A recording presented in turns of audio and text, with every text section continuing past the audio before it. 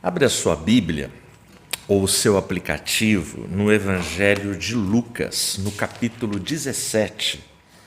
Eu vou ler, em nome de Jesus, do versículo 11 até o versículo 19 para a nossa reflexão. E aconteceu que, indo ele para Jerusalém, passou pelo meio de Samaria e da Galiléia. E entrando ele em uma certa aldeia, saíram-lhe ao encontro 10 homens leprosos, os quais ficaram parados de longe.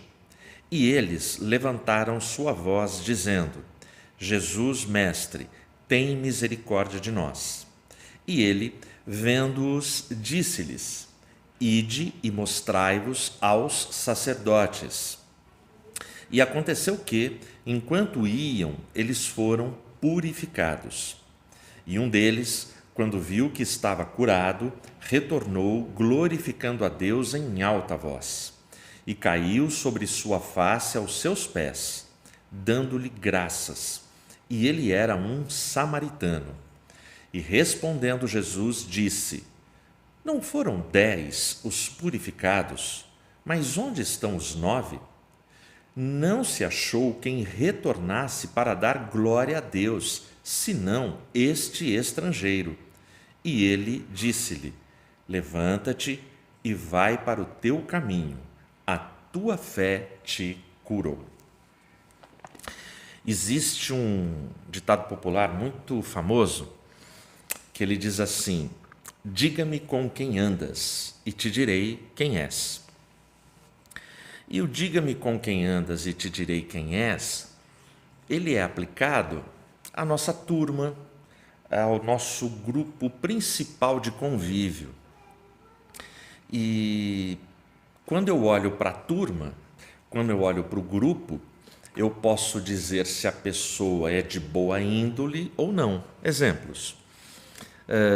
Tem os garotos lá da periferia, os garotos do bairro, que você olha para eles e às vezes você pode dizer: ali vai a turma, os garotos do pancadão. Às vezes você pode olhar para uma turma e falar: olha, aquela é a turma de drogados. Você sabe que é uma turma que consome drogas. Às vezes você olha para garotos andando segurando algumas cases na mão, e aí você diz: ali vão os meninos, os garotos da orquestra. Você sabe que são músicos. Diga-me com quem andas e eu te direi quem és. Esse texto fala de um grupo, fala de uma turma, fala de 10 homens. E o texto nos informa que eram 10 homens leprosos. A doença deles era uma doença repugnante, uma doença que colocava neles o rótulo de impureza. Não era uma doença fácil de conviver naquela época. E esses caras, eles têm um grupo sui generis. E é interessante, se você comparar com os grupos que eu citei, o pancadão, os drogados, a orquestra, os músicos e agora os leprosos, você pega grupos e você não os conhece. Você não conhece o currículo de cada um. E aí, como eles fazem parte de um mesmo comportamento, de mesmas características, estilos de se vestir, então você dá um nome para eles. Acontecia isso aqui com os leprosos, porque a Bíblia não informa para a gente o que cada um era. Nós não sabemos. Se eu tinha ali saduceus, publicanos, fariseus, a gente não sabe quem são esses caras. O único que tem uma informação, e a gente fica sabendo, é que no grupo de 10 leprosos tinha um que era samaritano. E essa informação é significativa, porque nós também temos a informação pela Bíblia, pela palavra, que judeus e samaritanos, eles não tinham amizade, eles não tinham comunhão, ao contrário, eles nutriam uns pelos outros, uma grande inimizade, uma grande ojeriza, nojo, sabe? Era um negócio assim, você lá e eu aqui. Se eu estou nessa calçada e vem na minha direção um samaritano e eu sou judeu, eu atravesso a rua. Eu não quero nem cruzar com ele. Mas o grupo aqui de 10 leprosos, que nós não sabemos o que cada um era, o ofício, classe social, se era pobre, se era rico, se era classe média, se era doutor, se era mestre, se era analfabeto, nós não sabemos. A única informação, eu tenho 9 judeus e tenho um samaritano. E é muito significativo que agora eles são uma coisa só, eles são 10 leprosos. Isso mostra para mim, para você, que toda dor, toda tragédia, toda dificuldade, todas as coisas que nos pressionam, todas as coisas que nos esmagam, elas também têm o poder de fazer com que a gente se nivele até com os nossos inimigos. Porque quando nós estamos numa mesmíssima situação de desespero, só nos resta formar ali o nosso turno, a nossa turma, o nosso pessoal.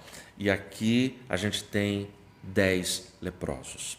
E esses 10 leprosos, eles decidem que eles vão em busca de Jesus. E não é uma decisão fácil, mas é uma decisão necessária. Não é uma decisão que coloca eles numa zona de conforto, não. Aliás, tira aqueles homens da zona de conforto. Eles vão ter que encarar publicamente o fato de que tudo que eles ouviram falar a respeito do Nazareno, de Jesus Cristo, pode ser comprovado, pode ser experimentado. Eles já não têm nada a perder. Eles são leprosos, uma doença incurável, uma doença que na época os colocava como párias da sociedade, uma doença que fazia com que eles fossem totalmente rejeitados, separados, enfim, eles perdiam todo o contato social e eles tinham que viver num eterno isolamento até a morte, sem se aproximar de ninguém. É interessante, se você pensar que nós já estamos aí há meio ano, 6 meses de isolamento social, de confinamento, que nós estamos vivendo um momento do fique em casa, ninguém aguenta mais, todo mundo reclamando, todo mundo orando, jejuando, torcendo pela vacina, para que a vacina chegue o quanto antes. Mas no caso dos 10 leprosos, é para sempre. No caso dos 10 leprosos, aquela é uma enfermidade que os colocam naquela condição até a morte.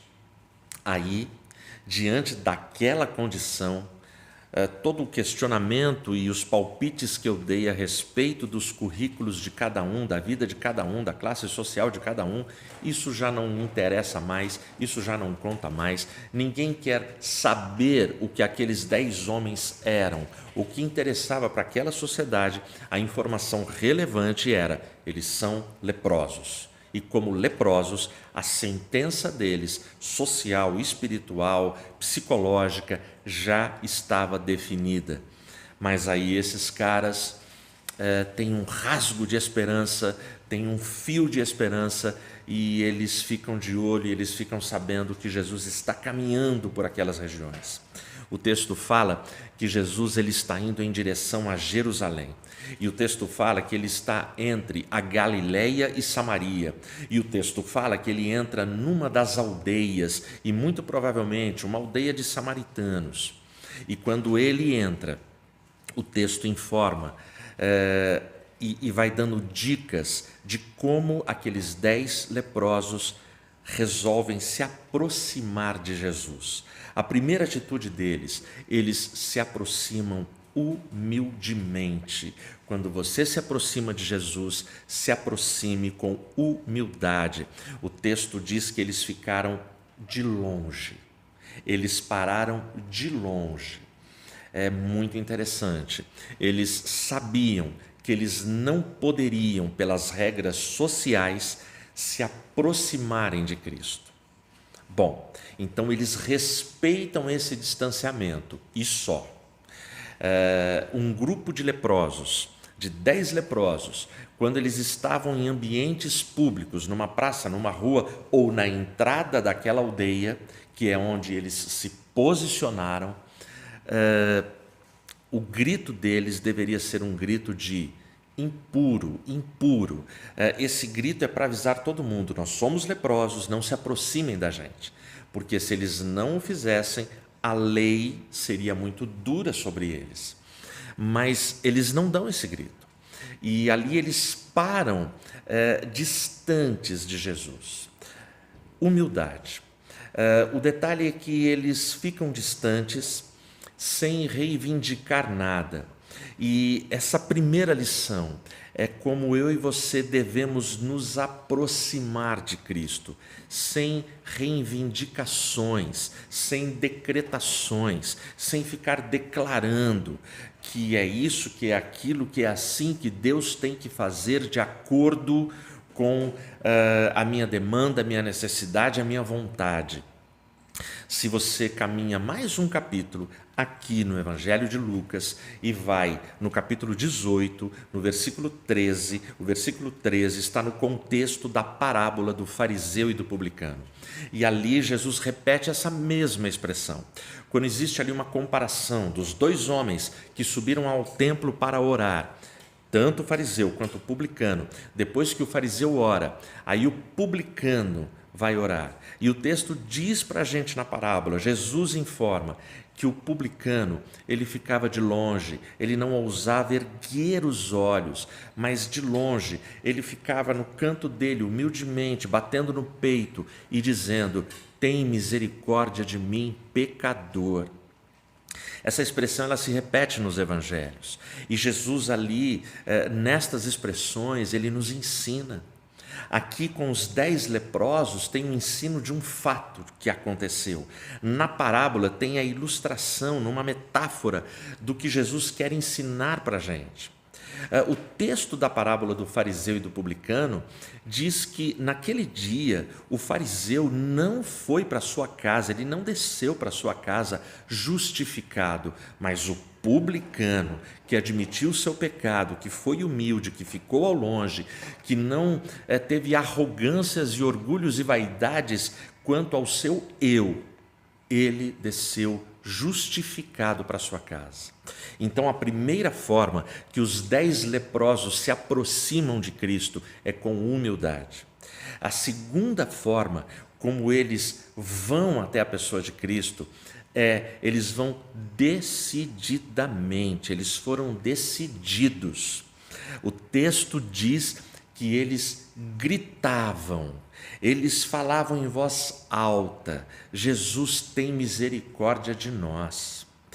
É muito interessante. É muito interessante porque ali você vê comunhão, você vê solidariedade e você vê unidade. Porque o texto diz que toda a frase deles é colocada no plural. Isso indica que os 10 gritavam um pelo outro simultaneamente. Um homem gritando já chamaria a atenção de Jesus. Mas ali eu tenho 10 homens desesperados, homens que já não têm alternativas, homens que gastaram a saliva, a voz naquele momento, não para gritar impuro, mas eles gritam e clamam pela misericórdia e por cura. É dessa forma que eles se unem.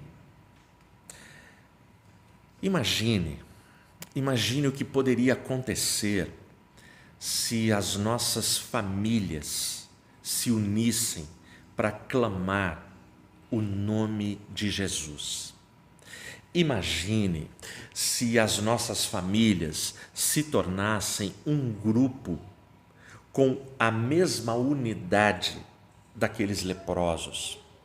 Imagine se a sua igreja, a igreja que você frequenta aí no seu estado, imagine se a nossa igreja Imagine se a sua rua, se de repente a empresa onde você trabalha, a seção onde você vai todo dia trabalhar, imagine se toda a dor que nós estamos enfrentando, toda a calamidade na saúde, toda essa pandemia, se todas as dificuldades, os desafios que nós estamos enfrentando, imagine se grupos resolvessem clamar pelo outro e clamar uniformemente: Jesus Cristo, filho de Davi, tem misericórdia de nós. Mas enquanto isso, o que a gente vê, apesar de toda a luta, apesar de todas as dificuldades, o que a gente continua assistindo nas famílias, divisões, cada um para um lado, cada um pensando de uma forma, cada um brigando pelo seu espaço, ao invés de se unir em clamor e oração. Então, existe uma forma comunitária, uma forma que tem unidade. Tudo bem, o que fez daqueles 10 homens um grupo coeso, com unidade, foi justamente a lepra. Foi a lepra deles que derrubou todos os valores e vaidades e orgulhos para que eles se tornassem pessoas com o mesmo ideal. Mas, infelizmente, a gente assiste uma sociedade que, apesar de todas as desgraças, apesar de todas as dificuldades, famílias atravessando os mais cruéis dilemas, não se unem para clamar em uma só voz, um pelo outro, e todos juntos ao único que pode salvar: Jesus, filho de Davi, tem misericórdia de nós. Bom, e a terceira forma como esse grupo, como esses 10 leprosos, eles se aproximam de Jesus é com obediência. É muito interessante. Jesus, nos evangelhos, ele cura de várias formas. Às vezes é com um toque, às vezes é com barro e saliva, às vezes é com uma palavra, mas aqui Jesus ele cura dando uma ordem baseada na lei. Jesus, ele simplesmente de longe, os caras gritaram de longe e Jesus de longe deu uma ordem: ide e apresentai-vos aos sacerdotes. É muito interessante, porque quando Jesus fala ide e apresentai-vos aos sacerdotes, Jesus ele entende, ele sabe que aqueles 10 homens, eles vêm de locais diferentes, culturas diferentes, classes sociais diferentes. Então, muito provavelmente, cada um vai ter um sacerdote amigo mais chegado da família para se apresentar. E ele dá essa ordem. Você não vê na narrativa nenhum tipo de questionamento. O que seria muito natural, aqueles 10 homens falaram: caramba, a gente está pedindo misericórdia, a gente ouviu falar que ele curou, que ele fez, que ele aconteceu, mas a gente pede cura para a gente, para a nossa situação, e ele manda a gente se apresentar aos sacerdotes, mas a nossa pele continua branca, a gente continua ferido, com dores, nós estamos morrendo, nós somos leprosos. Se ele tivesse curado a gente, nós estivéssemos purificados, ok, iríamos, mas a gente vai lá simplesmente para que os serviçais nos expulsem do local sagrado, porque a gente não pode nem entrar, a gente não pode se aproximar, nós não podemos tocar em ninguém, mas ele manda a gente ir até o sacerdote. E eles obedecem. O texto diz que eles vão. E aqui tem uma lição muito grande para mim e para você. Não coloque condicionais para servir e se aproximar de Cristo.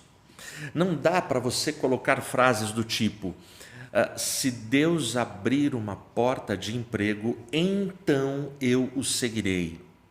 Se Cristo transformar o coração do meu cônjuge, então eu amarei a Cristo.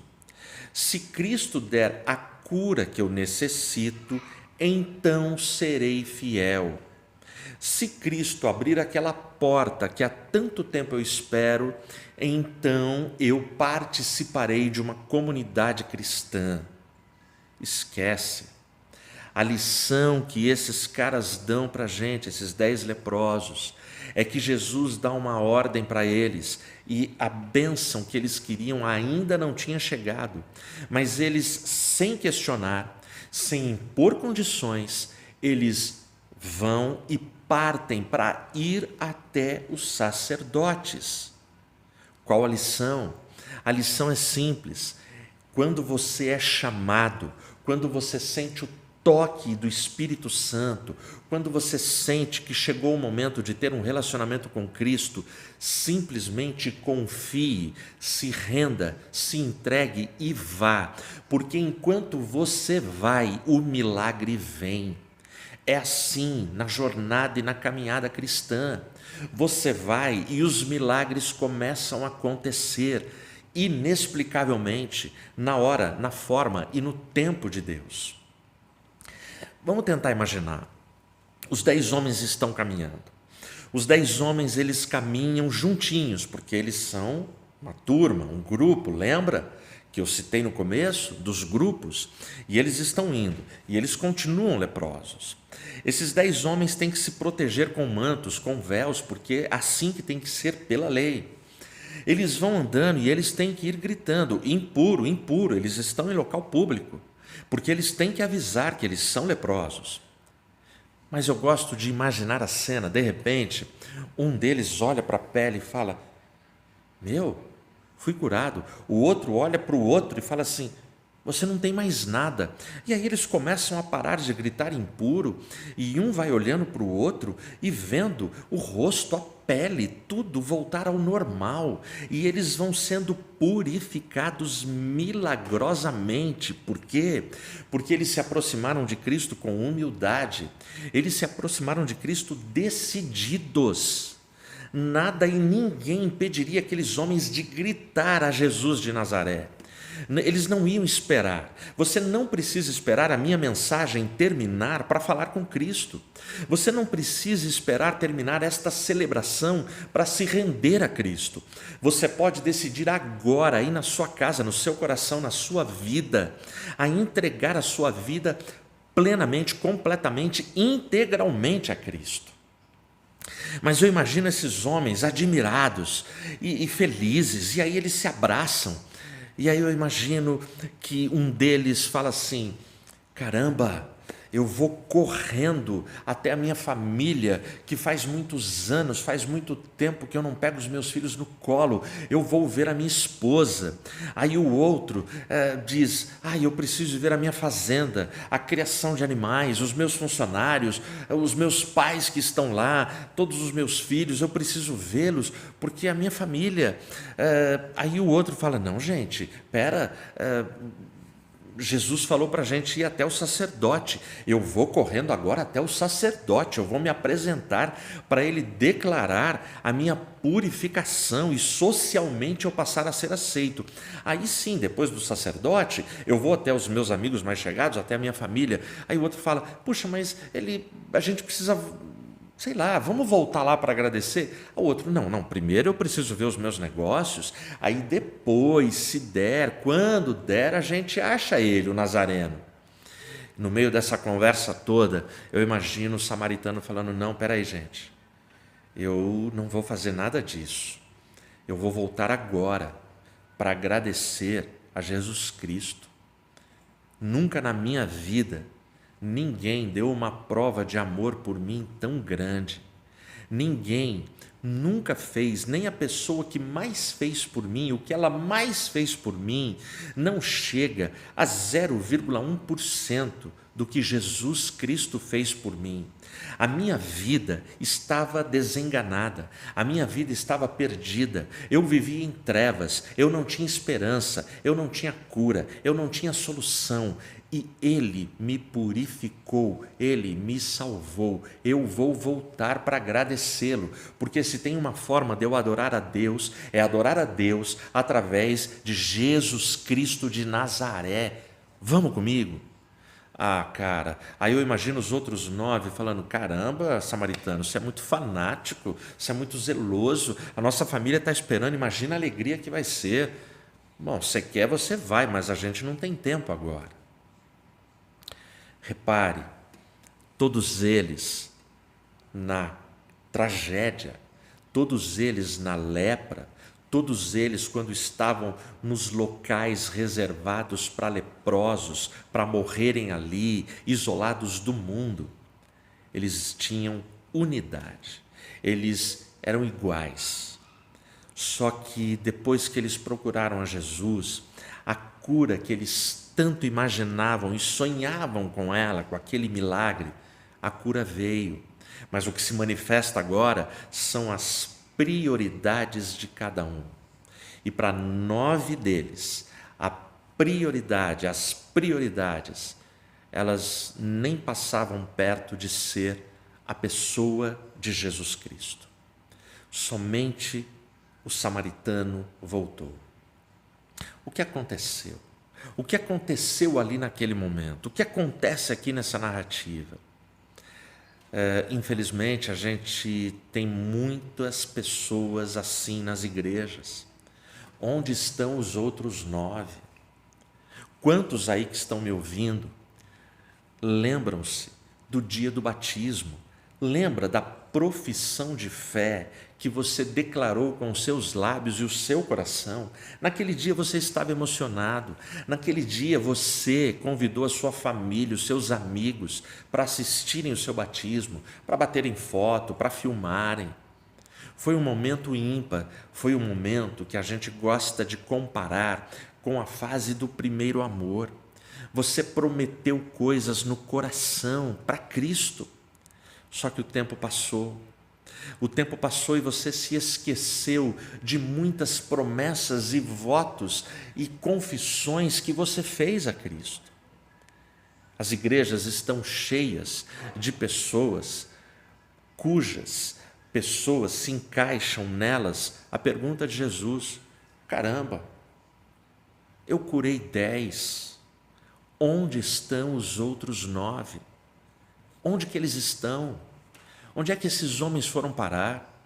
Deixa eu dizer para você, Jesus nesta passagem, ele curou 10 homens leprosos. Só que a cura que ele processou na minha vida e na sua vida foi muito mais espetacular do que a cura da lepra. Jesus, ele nos purificou dos nossos pecados. Ele pegou os nossos pecados e lavou os nossos pecados, as nossas feridas, as nossas manchas, as nossas dores com o seu próprio sangue e nos deu vestes brancas. Jesus curou todos os pecados que nos tornavam leprosos espiritualmente falando.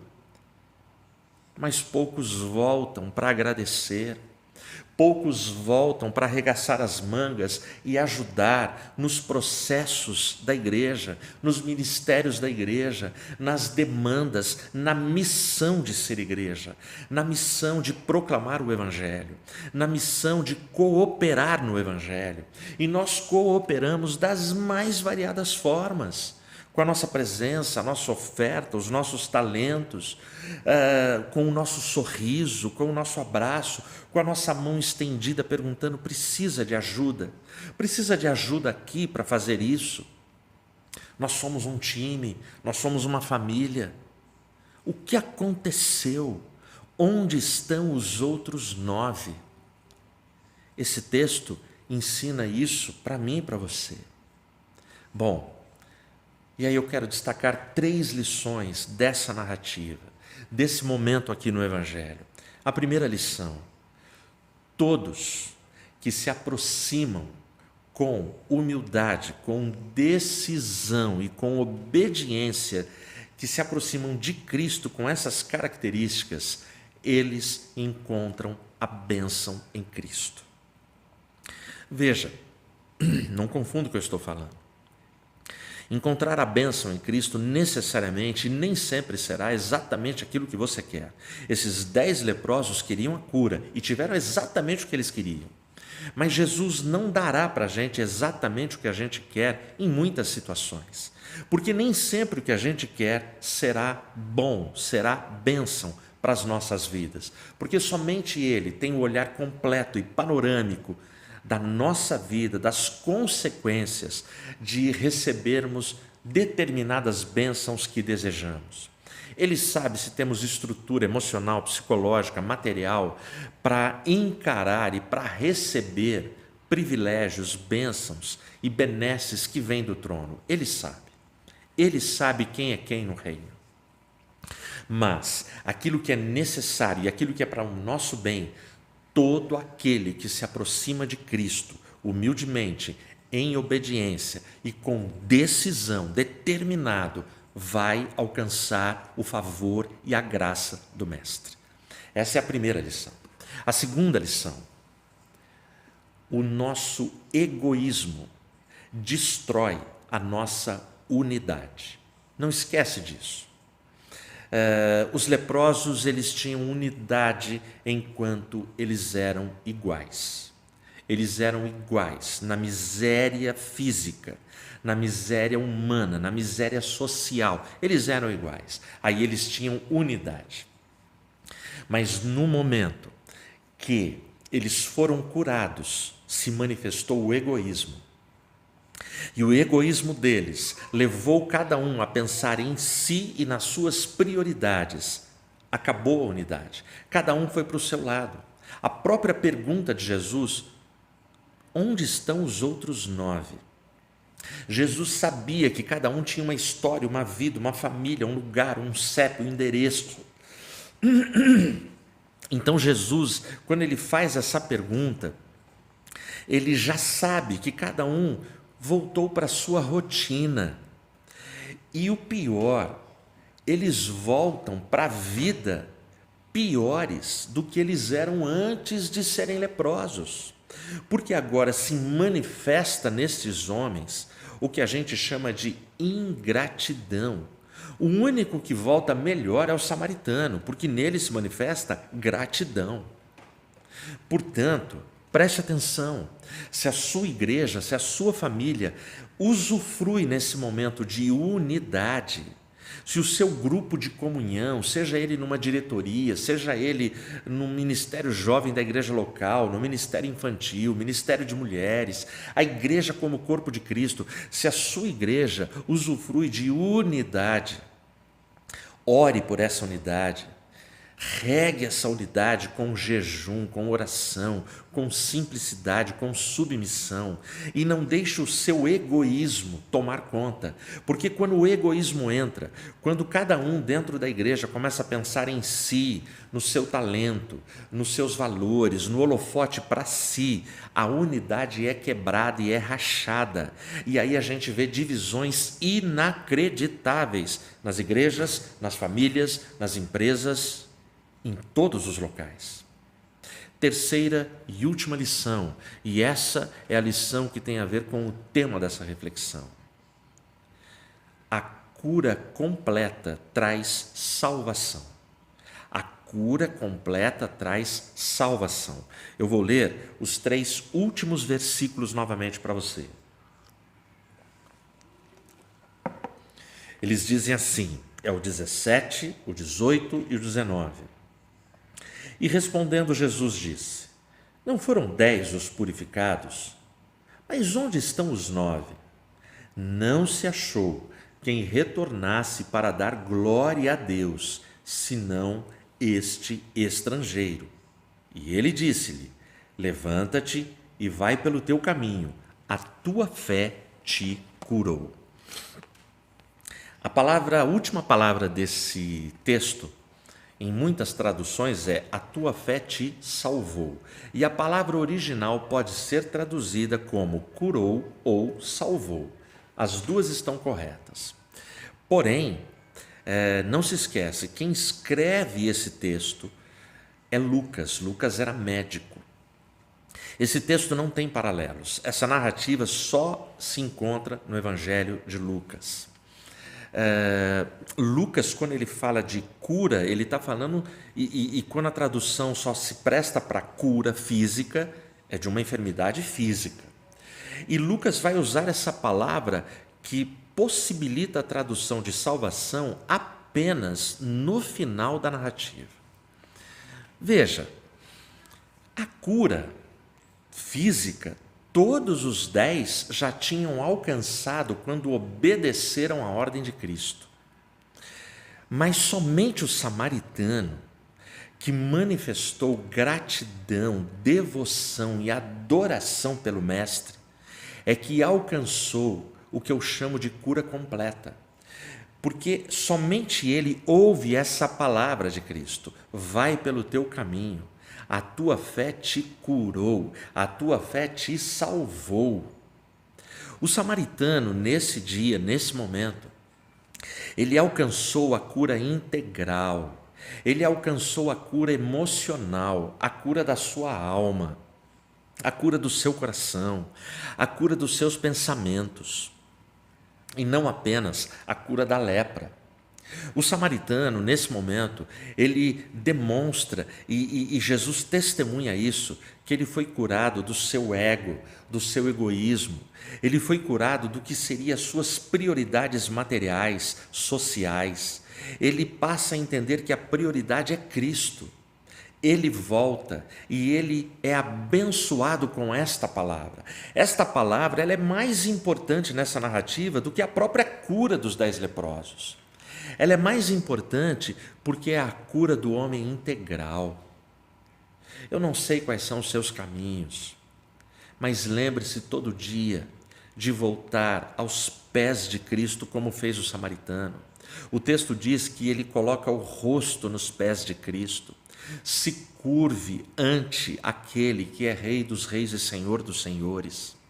Renda-se em adoração e gratidão a Ele. Agradeça mais do que pede. E ouça dele: a tua fé tem te curado, a tua fé tem te salvado. É a tua fé que tem esse poder? Evidente que não. Não é a tua fé. Essa expressão de Jesus, a tua fé te salvou, quer dizer, você teve fé para saber que eu sou o teu Salvador. Você teve fé suficiente para entender e reconhecer que devia gratidão pelo grande milagre que eu fiz na sua vida. Você teve fé suficiente para entender que eu devo ser o centro da sua vida, o Jesus que cura, que sara e que salva, um ser humano integral. Que eu e você encontremos nos nossos caminhos e nas nossas jornadas uma cura completa, porque Ele sabe onde está cada uma das nossas doenças físicas e emocionais. Deus te abençoe.